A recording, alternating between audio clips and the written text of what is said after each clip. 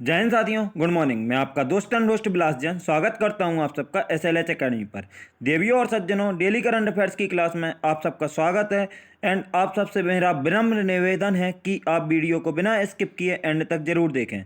बिना किसी एक्स्ट्रा बात के और बकवास के वीडियो स्टार्ट करते हैं मोटिवेशनल लाइन्स के साथ। और आज की मोटिवेशनल लाइन्स है, किसी भी काम के प्रति सकारात्मक सोच रखनी चाहिए। किसी भी काम के प्रति सकारात्मक सोच रखनी चाहिए, क्योंकि नकारात्मक सोच ही हमारी असफलता का कारण बनती है। दोस्तों, इन्हीं लाइंस के साथ शुरू करते हैं आज की वीडियो और देखते हैं पहला प्रश्न। और आप सबसे फिर से निवेदन है कि वीडियो बिना स्किप किए हुए एंड तक जरूर देखें। और अगर एंड में आपको वीडियो पसंद आए तो प्लीज़ वीडियो को लाइक करें, शेयर करें और चैनल को सब्सक्राइब करें। देखते हैं आज का पहला प्रश्न। और आज का पहला प्रश्न है, निर्मला सीतारमण ने national company law appellate tribunal NCLAT की नई दिल्ली में प्रिंसिपल बेंच के बाद किस स्थान पर देश की दूसरी NCLAT बेंच होगी? आपके ऑप्शंस हैं ए विशाखापट्टनम, बी चेन्नई, सी बेंगलुरु और डी मुंबई। तो दोस्तों, आप सबसे कह दूं कि प्लीज़ अगर लाइव चैट का ऑप्शन आता है तो उसमें आप सब आंसर करते जाएं, जिससे आपको इससे बहुत मदद मिलेगी। और इसके बाद क्विज भी अटेंड करें। और आपको बता दें, निर्मला सीतारमण ने national company law appellate tribunal NCLAT की नई दिल्ली में प्रिंसिपल बेंच के बाद चेन्नई में देश की दूसरी NCLAT बेंच खोलने की घोषणा की है। BNCLAT के पास कंपनी अधिनियम, दिवाला और दिवालियापन संहिता और भारतीय प्रतिस्पर्धा आयोग के तहत मामलों पर अधिकार क्षेत्र है। दोस्तों, आपको और बता दें तो कर्नाटक, तमिलनाडु, केरल, आंध्र प्रदेश और तेलंगाना तथा लक्षद्वीप और पुदुचेरी के केंद्र शासित प्रदेशों के न्यायाधिकरण की खंडपीठों के आदेशों के खिलाफ ताज़ा अपील चेन्नई बेंच के समक्ष दायर करनी होगी। देखते हैं दोस्तों आज का अगला प्रश्न। और आज का अगला प्रश्न है, चुनाव आयोग ने डिजिटल वोटर ID कार्ड के लिए क्या शुरू किया है? आपके ऑप्शंस हैं ई दस्तावेज, बी ई कार्ड और सी ई एपिक और डी नन। तो दोस्तों, आपको बता दें, चुनाव आयोग ने डिजिटल वोटर ID कार्ड के लिए ई एपिक शुरू किया है। चुनाव आयोग ने मतदाताओं के फोटो पहचान पत्र ई एपिक का इलेक्ट्रॉनिक संस्करण शुरू किया है, जिसे मोबाइल फ़ोन और व्यक्तिगत कंप्यूटर पर संग्रहीत और डाउनलोड किया जा सकता है। भारत के मुख्य चुनाव आयुक्त वर्तमान में सुनील अरोड़ा हैं तथा मुख्य चुनाव आयुक्त का गठन 25 जनवरी 1950 को हुआ था। मुख्य चुनाव आयुक्त का मुख्यालय नई दिल्ली में है। तथा दोस्तों, आपको बता दें कि 25 जनवरी को भारत में प्रत्येक वर्ष मतदाता दिवस मनाया जाता है। देखते हैं दोस्तों आज का अगला प्रश्न। और आज का अगला प्रश्न है, किसने बेस्ट इलेक्टोरल प्रैक्टिस 2020 के लिए राष्ट्रीय पुरस्कार जीता? आपके ऑप्शंस हैं ए मेघालय, बी त्रिपुरा, सी असम और डी नागालैंड। तो दोस्तों, आपको बता दें कि हाल ही में मेघालय राज्य ने इलेक्टोरल प्रैक्टिस 2020 के लिए राष्ट्रीय पुरस्कार जीता। यहाँ के मुख्य निर्वाचन अधिकारी कार्यालय मेघालय को राष्ट्रीय सर्वश्रेष्ठ चुनावी आचरण पुरस्कार 2020 में भारतीय निर्वाचन आयोग ECI द्वारा चुनाव में सूचना प्रौद्योगिकी अनुप्रयोगों के एक विशेष पुरस्कार के लिए चुना गया था। मेघालय की तरफ दोस्तों नज़र डालेंगे तो मेघालय की राजधानी शिलांग है। यहाँ के राज्यपाल सत्यपाल मलिक तथा यहाँ के मुख्यमंत्री कॉनराड संगमा हैं। दोस्तों, हम देखेंगे मैप की तरफ तो यहाँ हम देख सकते हैं कि यह मेघालय है, पूर्वोत्तर राज्यों में 7 बहनों का एक हिस्सा है। और इसकी एक सीमा एक साइड पश्चिम बंगाल से और दूसरी साइड असम से, सिर्फ 2 से ये सीमा साझा करता है, पश्चिम बंगाल और असम से। दोस्तों, नज़र डालेंगे मेघालय की तरफ। और तो दोस्तों, मेघालय को बता दें कि मेघालय को पूर्व का स्कॉटलैंड भी कहा जाता है तथा इसे पूर्ण राज्य का दर्जा 21 जनवरी 1972 को दिया गया था। यहाँ के मुख्यमंत्री कॉनराड संगमा तथा राज्यपाल सत्यपाल मलिक आपको बता दिया है। और यहाँ की राजधानी शिलोंग है। दोस्तों, यहाँ पर बहुत खास बातें जो परीक्षाओं में पूछी जाती हैं, अगर वो बताएं आपको तो यहाँ पर गारो, खासी और जयंतियाँ, पहाड़ियाँ भी हैं और जनजातियाँ भी, गारो, खासी, जयंतियाँ यहीं पर पाई जाती हैं। दोस्तों, साथ ही अगर देखें वार्षिक वर्षा के हिसाब से तो माशिनराम विश्व का सब सर्वाधिक वर्षा वाला क्षेत्र है तथा चेरापूंजी के नाम सर्वाधिक दैनिक वर्षा का रिकॉर्ड यहाँ पर नोट किया गया है। दोस्तों, अगर हम मेघालय के राष्ट्रीय उद्यानों की तरफ नज़र डालेंगे तो यहाँ पर Nokrek biosphere reserve, Balpakram national park, Nongkhyllem national park, Siju अभ्यारण्य और बाघमारा अभ्यारण्य इतने नेशनल पार्क और अभ्यारण्य हैं। यहाँ पर बहुत जलप्रपात भी बहुत हैं दोस्तों, लेकिन उनमें से हम मुख्य मुख्य देखेंगे तो एलिफेंट फॉल्स और नौही कालिकाई जलप्रपात दो बहुत मुख्य हैं जो पूछे जाते हैं, तो आप इन्हें याद रखें। और यहाँ पर जलप्रपात दो हैं, एलिफेंट फॉल्स और नौही कालिकाई जलप्रपात दो मुख्य हैं। दोस्तों आपको बता दें कि नौंगरवनम द्वीप एशिया का दूसरा बड़ा नदी द्वीप है और एशिया का सबसे बड़ा नदी द्वीप माजुली नदी द्वीप है जो ब्रह्मपुत्र नदी पर असम में है।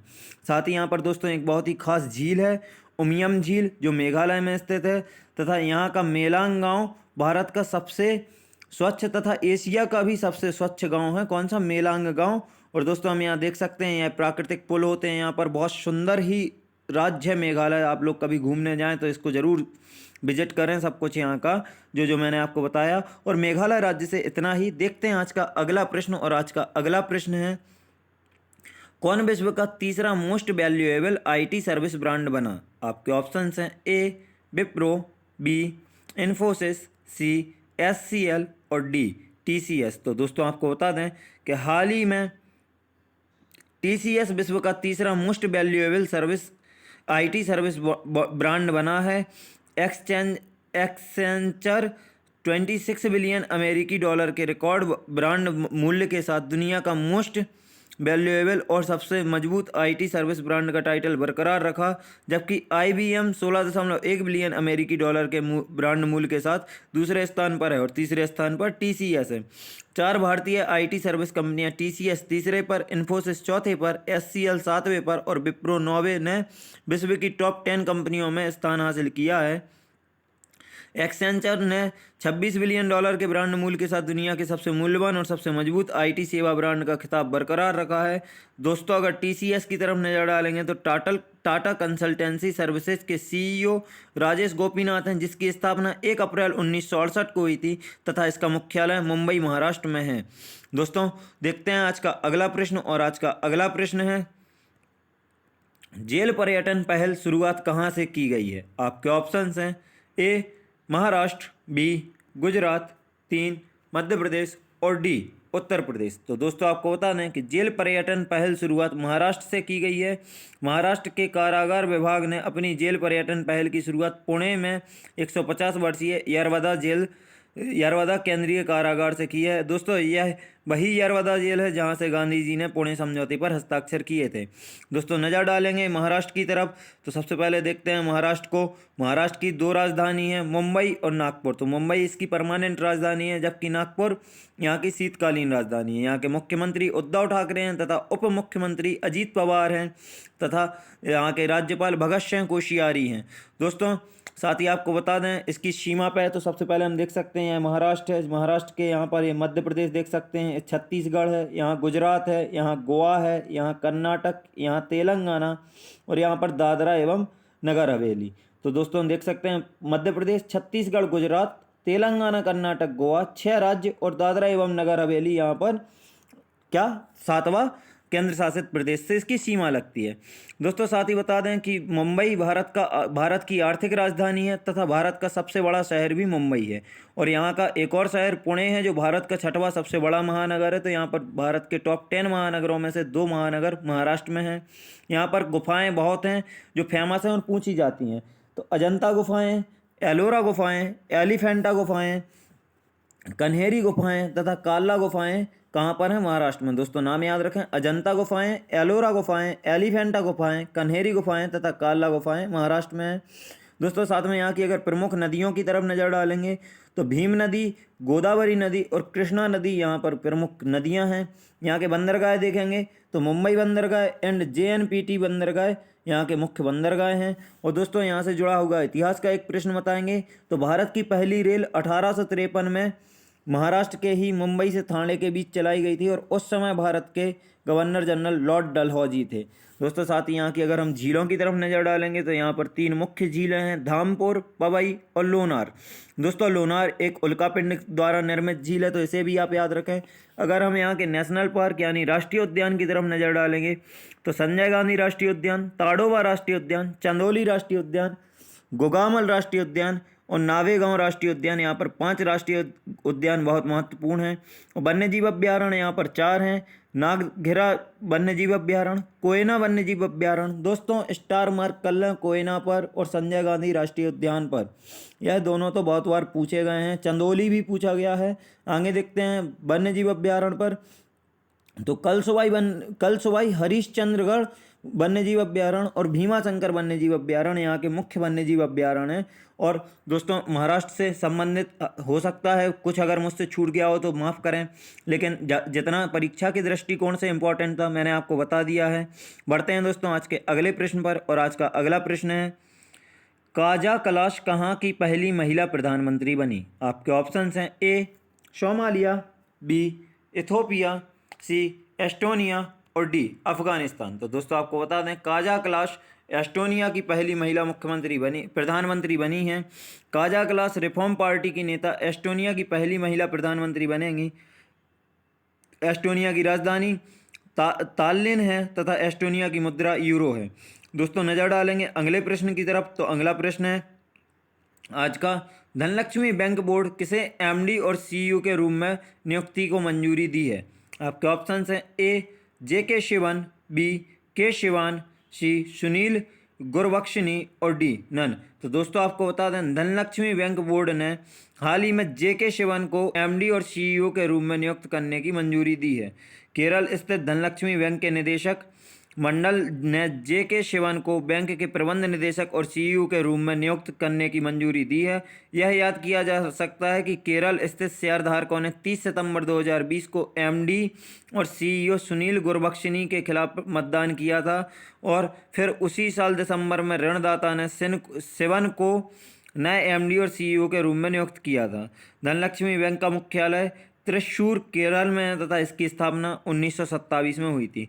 देखते हैं दोस्तों आज का अगला प्रश्न, और आज का अगला प्रश्न है सड़क परिवहन एवं राजमार्ग मंत्री नितिन गडकरी ने 15 वर्ष से पुराने वाहनों को हटाने के लिए स्क्रैप नीति की किस तारीख से लागू करने की घोषणा की है?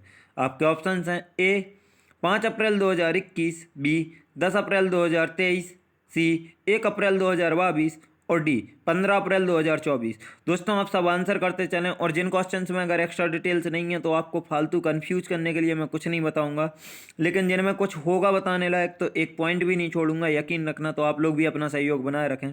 और दोस्तों आपको बता दें सड़क परिवहन एवं राजमार्ग मंत्री नितिन गडकरी ने 15 वर्ष से पुराने वाहनों को हटाने के लिए स्क्रैप नीति को 1 अप्रैल 2022 से लागू करने की घोषणा की है।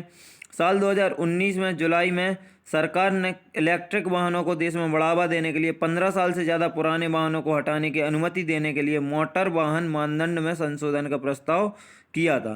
देखते हैं दोस्तों आज का अगला प्रश्न, और आज का अगला प्रश्न है एशिया प्रशांत व्यक्तिगत स्वास्थ्य सूची में भारत किस स्थान पर रहा है? आपके ऑप्शंस हैं ए पहले, बी चौथे, सी 8वें और डी 10वें। तो दोस्तों आपको बता दें एशिया प्रशांत व्यक्तिगत स्वास्थ्य सूची में भारत 10वें स्थान पर रहा है। और दोस्तों इस स्वास्थ्य सूची में टोटल 11 देशों पर अवलोकन किया गया है, जिसमें एशिया प्रशांत व्यक्तिगत स्वास्थ्य सूची में भारत 10वें स्थान पर रहा है। यह सूची इकोनॉमिस्ट इंटेलिजेंस यूनिट द्वारा हाल ही में जारी की गई। तो दोस्तों यह याद रखें कि यह सूची इकोनॉमिस्ट इंटेलिजेंस यूनिट द्वारा जारी की गई है।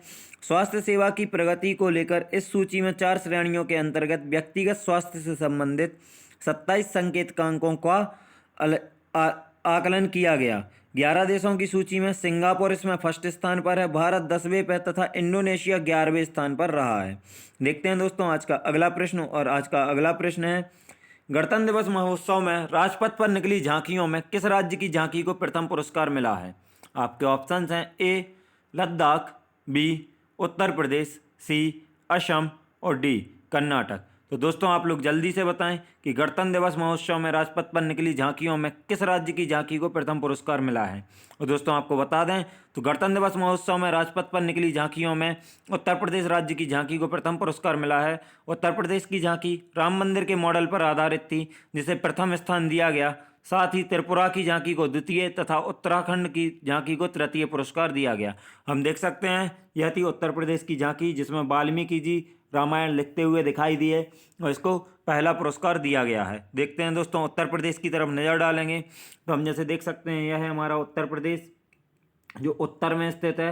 इसकी अंतर्राष्ट्रीय सीमा नेपाल से लगती है। साथ ही अगर इसकी राजकीय सीमा देखेंगे दोस्तों तो यहाँ उत्तराखंड से हम देख सकते हैं। साथ ही उत्तराखंड के साथ यहाँ पर बिहार दिखेगा हमें, बिहार से ये झारखंड से ये छत्तीसगढ़ ये मध्य प्रदेश ये राजस्थान से इसकी सीमा लग रही होती है। साथ ही दोस्तों यहाँ पर हरियाणा से भी हम इसकी सीमा टच होती हुई देख सकते हैं और यहाँ पर हिमाचल प्रदेश से भी इसकी सीमा ये छोटी सी हिमाचल प्रदेश से लग जाती है और साथ ही ये केंद्र शासित प्रदेश दिल्ली से भी इसकी सीमा लगती है। तो दोस्तों इसकी टोटल सीमा अगर हम देखेंगे तो उत्तराखंड, बिहार, झारखंड, हरियाणा, राजस्थान और मध्य प्रदेश, छत्तीसगढ़ ये 8 राज्य हैं और सॉरी दोस्तों हिमाचल प्रदेश 8 राज्य हैं और 9वां एक केंद्र शासित प्रदेश दिल्ली है। तो यह भारत का सर्वाधिक राज्यों से सीमा लगाने वाला राज्य हो गया। अब इसकी नज़र डालते हैं राजधानी की तरफ तो इसकी राजधानी लखनऊ जो कि गोमती नदी के तट पर है। यहाँ के मुख्यमंत्री योगी आदित्यनाथ जी हैं तथा यहाँ की राज्यपाल आनंदीबेन पटेल हैं और उत्तर प्रदेश की स्थापना 24 जनवरी 1950 को हुई थी। दोस्तों उत्तर प्रदेश से जुड़े हुए अन्य महत्वपूर्ण तथ्य देखेंगे तो उत्तर प्रदेश क्षेत्रफल की दृष्टि से भारत का चौथा तथा जनसंख्या की दृष्टि से भारत का सबसे बड़ा राज्य है तथा इसकी सीमा हम आपको बता चुके हैं। और भारत की सबसे बड़ी विधानसभा भी उत्तर प्रदेश में ही है जो 403 सदस्यों के साथ है। यहाँ के प्रमुख लोकगीत देखेंगे दोस्तों तो बिरहा, रशिया और आल्हा यहाँ के प्रमुख लोकगीत हैं। और साथ ही नज़र डालेंगे राष्ट्रीय उद्यानों की तरफ तो यहाँ पर दुधवा राष्ट्रीय उद्यान, चंबल अभ्यारण्य, पीलीभीत टाइगर रिजर्व, नवाबगंज पक्षी अभ्यारण्य, चंद्रप्रभा राष्ट्रीय उद्यान, कैमूर राष्ट्रीय उद्यान यहाँ के प्रमुख राष्ट्रीय उद्यान और वन्यजीव अभ्यारण्य हैं। दोस्तों साथ ही आपको बता दें यहाँ का इलाहाबाद उच्च न्यायालय जो उत्तर प्रदेश का उच्च न्यायालय है यह एशिया का सबसे बड़ा उच्च न्यायालय है तथा उत्तर प्रदेश गेहूं व गन्ना का अग्रणी उत्पादक राज्य है। जो गेहूं के उत्पादन में उत्तर प्रदेश देश में प्रथम स्थान रखता है। देखते हैं दोस्तों आज का आखिरी प्रश्न और आज का आखिरी प्रश्न है इस वर्ष जारी सैलानियों की पसंदीदा 25 शहरों की लिस्ट में नई दिल्ली कौन से स्थान पर रहा है। आपके ऑप्शंस हैं ए 10वें स्थान, बी 12वें स्थान, सी 15वें स्थान और डी 17वें स्थान। तो दोस्तों आपको बता दें इस वर्ष जारी सैलानियों की पसंदीदा 25 शहरों की लिस्ट में नई दिल्ली 15वें स्थान पर रहा है। इस सूची में दिल्ली के साथ जयपुर भी शामिल है और जयपुर को 24वां स्थान हासिल है। तो दोस्तों अगर इस वर्ष की जारी सैलानियों की पसंदीदा 25 शहरों की लिस्ट में देखेंगे तो 2 भारतीय शहर हैं, 15वें स्थान पर दिल्ली और 24वें स्थान पर जयपुर। तथा एशिया की टॉप 25 डेस्टिनेशन लिस्ट में भारत के 4 शहर दिल्ली 7वें स्थान पर, जयपुर 8वें स्थान पर, गोवा 18वें स्थान पर और उदयपुर 19वें स्थान पर शामिल हैं। तो दोस्तों एशिया की टॉप 25 डेस्टिनेशन लिस्ट में भारत के 4 शहर शामिल हैं, वो भी आप याद रखें। और इस साल इंडोनेशिया का बाली शहर लंदन को पीछे छोड़कर दुनिया भर के पर्यटकों की पहली पसंद बन गया। तो दोस्तों जो सैलानियों की पसंदीदा 25 शहरों की लिस्ट होती है उसमें पहला स्थान किस शहर को हासिल हुआ है, इंडोनेशिया के बाली शहर को। यह भी आप याद रखें, परीक्षा के दृष्टिकोण से बहुत ही महत्वपूर्ण है। और दोस्तों हमारी वीडियो यहीं समाप्त होती है। वीडियो को अंत तक देखने के लिए आपका बहुत बहुत धन्यवाद। अगर आपको वीडियो पसंद आई हो तो प्लीज़ वीडियो को लाइक करें, चैनल को सब्सक्राइब करें और वीडियो को ज़्यादा से ज़्यादा शेयर करें। साथ ही दोस्तों अगर आप हमारी टीम से फेसबुक, इंस्टाग्राम या टेलीग्राम पर जुड़ना चाहते हैं तो आप डिस्क्रिप्शन बॉक्स से लिंक द्वारा हमारी टीम से जुड़ सकते हैं और टेलीग्राम पर आपको हमारी इस क्लास की PDF भी प्रदान कर दी जाएगी। साथ ही दोस्तों एक बार फिर से आप लोगों का क्लास को अंत तक देखने के लिए धन्यवाद। जय हिंद, जय भारत। हंसते रहें, मुस्कुराते रहें। आपका दिन मंगलमय हो।